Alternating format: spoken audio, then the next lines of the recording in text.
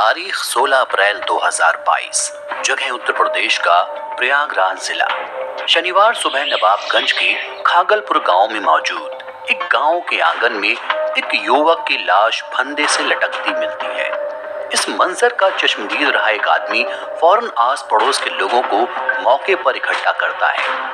शोरगुल और हंगामे के बीच वो लोग फंदे पर लटके उस युवक के घर में दाखिल होते हैं, मगर अब जो मंजर उनकी नजरों के सामने था वो दिल दहलाने वाला था। कमरे का फर्श लाल सुर्ख खून से सना हुआ था। बिस्तर की सिलवटों के बीच एक महिला की लाश थी और उसके नजदीक में 3 कम उम्र लड़कियों की लाशें भी पड़ी थी।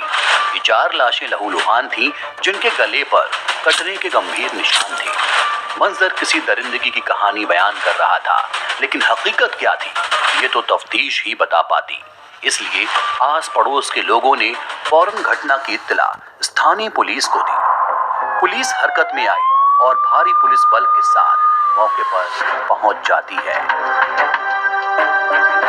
इस कड़ी में आज हम बात करेंगे प्रयागराज के एक ऐसे हत्याकांड के बारे में जिसने पूरे परिवार को मौत की नींद सुला दिया।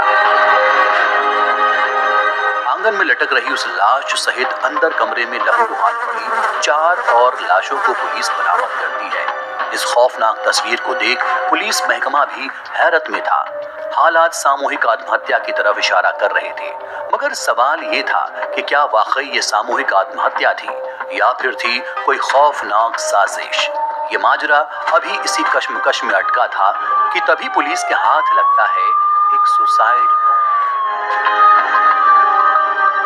प्रयागराज के एक छोटे से गांव में इतनी बड़ी वारदात महज चंद घंटों में पूरे देश का ध्यान अपनी ओर खींच लेती है। एक किराए का मकान, उसमें महज 1 दिन पहले तक हंसता खेलता परिवार, और अब एक रात का फासला और 5 लोगों की मौत का एक डरा देने वाला वाकया। हकीकत क्या थी ये कोई नहीं जानता था, मगर सभी को पुलिस तफ्तीश के नतीजे का इंतजार था। सबसे पहले पुलिस की शुरुआती जांच में उस घर से बरामद 5 लाशों की पहचान की जाती है।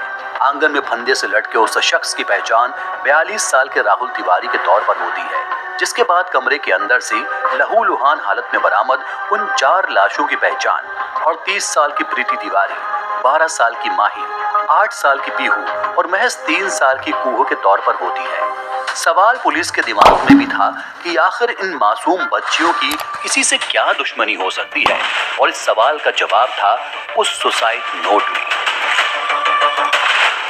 पुलिस अब सुसाइड नोट के एंगल से मामले की जांच आगे बढ़ाती है। सबसे पहले पता लगाया जाता है कि क्या वाकई में ये सुसाइड नोट 42 साल के राहुल तिवारी ने लिखा है।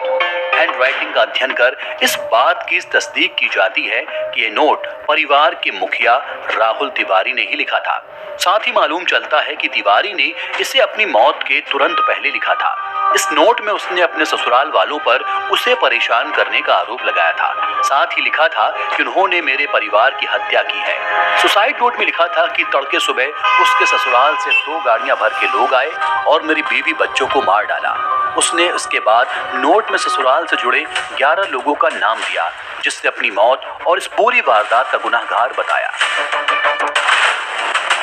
पुलिस जानती थी कि अब शक के दायरे में किसे लेकर पूछताछ की जानी है। फौरन एक बड़ा जत्था राहुल की ससुराल पहुंचता है, जहां उसकी और उसके परिवार के 4 अन्य सदस्यों की मौत से जुड़े सवाल जवाब किए जाते हैं। मगर यहाँ ससुराल का रुख अलहदा पेश होता है। राहुल की सास ने उल्टा राहुल पर ही जमीन हड़पने सहित उस पर चरित्रहीन होने जैसे गंभीर आरोप मढ़ दिए। इसके साथ ही सुसाइड नोट में लिखी हर एक बात को सिरे से नकार दिया। पुलिस ने दर्ज बयानों के बाद अब राहुल के घर वालों से भी पूछताछ की, जिसमें राहुल के भाई मुन्ना तिवारी ने 4 लोगों पर हत्या का आरोप लगाया। इनमें राहुल की पत्नी प्रीति के 2 भाइयों पिंटू और चंद्रशेखर सहित 2 अन्य आरोपियों, एक मैनेजर और एक आशु नाम का शख्स शामिल था।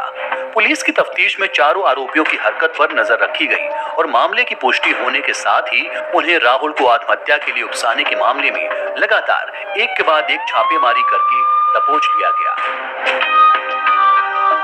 लेकिन सवाल अब भी था कि क्या पकड़े गए 4 आरोपियों ने ही उन 5 हत्याओं की वारदात को अंजाम दिया। इस पर लंबी चली तफ्तीश के बाद पुलिस के हाथ हैरतअंगेज हकीकत आई। दरअसल सुसाइड नोट में किए गए हत्या के दावे बिल्कुल गलत साबित हुए। बल्कि तमाम जांच पड़ताल के बाद सामने आया कि राहुल लंबे वक्त से ससुराल वालों से परेशान था। वो अक्सर दोस्त यारों के बीच मरने मारने की बात किया करता था।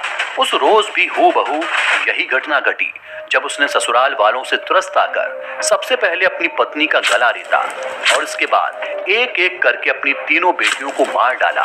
आखिर में खुद घर के आंगन में फंदे से लटक कर जान दे दी। उसने मरने से पहले उस सुसाइड नोट को लिखा ताकि वो अपने ससुराल वालों को सजा दिलवा सके।